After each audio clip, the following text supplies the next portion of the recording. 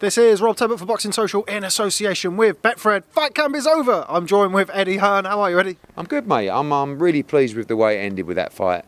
I'm so pleased with so many things about that fight with Buatsi. I mean, obviously the performance and the knockout, but also fair play to Bolotniks. He gave us exactly what was needed. You know, he kept on coming when he was hurt, when Buatsi was tired, he wouldn't give up, and you literally had to nail him to the canvas, and that's what JB did in the 11th round. Obviously, a lot of people looked at this, myself included, as a step up for Joshua Buatsi. We've seen Ricards Bolotniks perform very well in the Golden Contract. What did we learn about Joshua Buatsi tonight that we perhaps didn't know about him beforehand? You learn that he's got a great chin. I mean, we always felt he had a great chin, but you never really know until he gets buttoned like that. You learn that he can fight championship rounds. You learn that he still carries power in the 11th round and the championship rounds. You learn that technically he's very good. But, you know, he's never been past, I don't know how many rounds he's been, past 8 or something like that in his career before. That was the perfect fight. So I think he's a world-class fighter.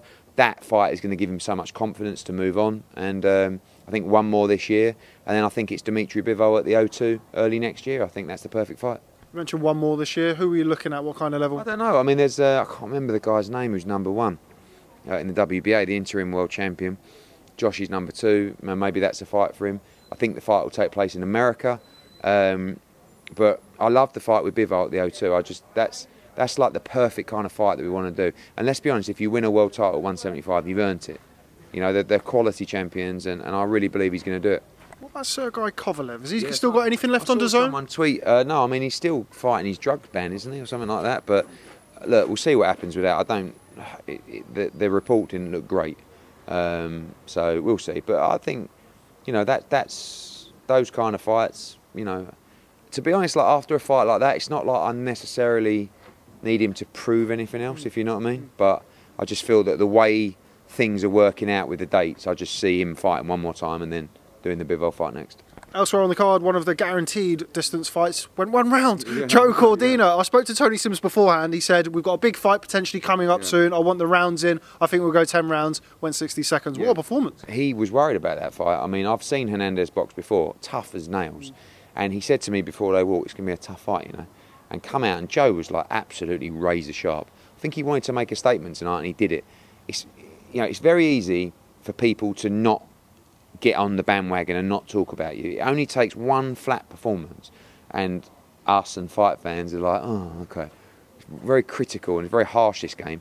But then on the flip side, when you do something like that, everyone rants and raves about you. So he came off, I looked at my Twitter, he's trending #2. You know, everyone's talking about that performance. It's going viral.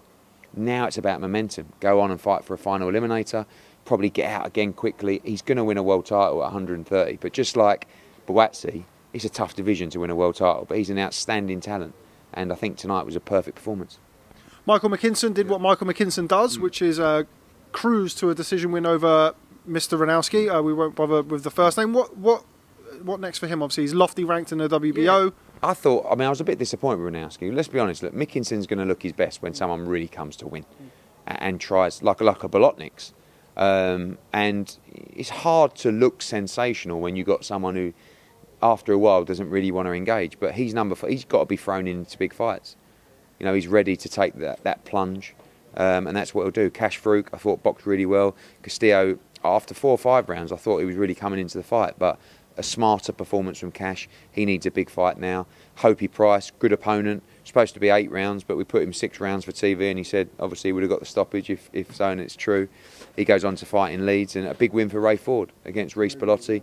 Impressive to come over and do that. Made a statement tonight. And great to see Zelfa Barrett out. Obviously been a very tough year for him. He'll now move on and fight Kiko Martinez in a rematch. Saw Conor Benn here tonight. Of course, it's been confirmed that he'll return on that Leeds card on September the 4th. Actually, my birthday. I'm not going to be there, unfortunately. But yeah, what a cracking card that's looking like. Unbelievable card. I mean, again, you know, fight fans can be harsh and critical, but when you put on a great card, they will give you credit. We've seen that with Liverpool this week, which everyone went crazy for. Headingley is breathtaking. Lara against Warrington 2.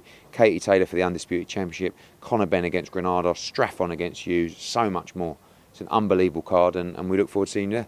Well, I'll be watching from home. But Eddie Hearn, thanks very much for speaking to Boxing Social and for your time. Thanks, mate. Cheers. Cheers. Nice one, thanks.